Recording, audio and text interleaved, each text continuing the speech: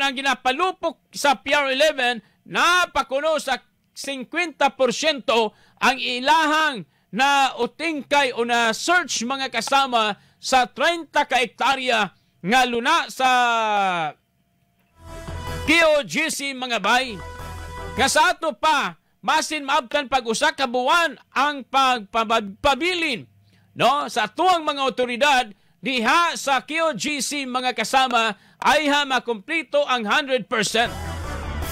Na karon mga kasama napulo naman kaadlaw General Torre Sharwa paghapon gyud moy natumbok or wa pa ninyo matumbok asa gyud nagtago si Pastor Apollo Kibuloy sa 30 ka hektarya diha sa KOGC nga kanang wala na untay dugang madamyos madamay mapagan ma-intimidate mga kasama dili na unta mahikawan sa katungod ang mga membro sa KOGC diha sa pag-access sa ilahang diha sa ilang mga propiedad sa KOGC mga bay. O nadaghan kaayog mga isyu nga nanggula karon General Torre batok sa inyo tungod lagi ni ining napulo na kaadlaw hangtod karon wa pagyud nahikita si Pastor Apollo Kibuloy.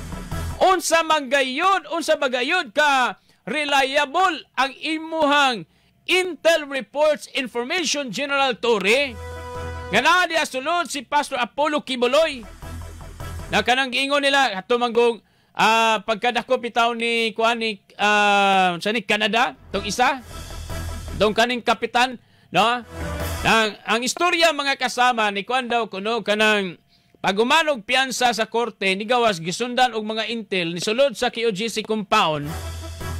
From there wa na kuno ni gawas si Mr. Canada mao na nga ilang gituan nga naara gidaw kuno sa sulod.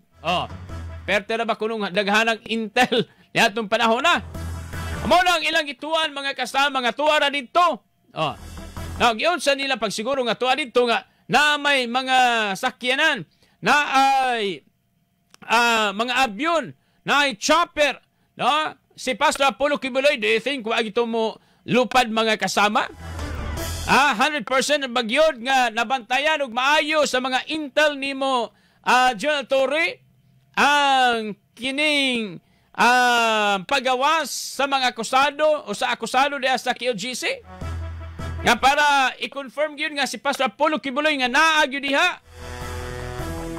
Dapat siguro General Torre kanang yung kuan ba konkreto yun ba kanang sigurado ta asa yun napita no kay luoy na kaayo ng mga estudyante tanaw ng mga estudyante sa Jose Maria College apektado na kaayo sa inyohang operation.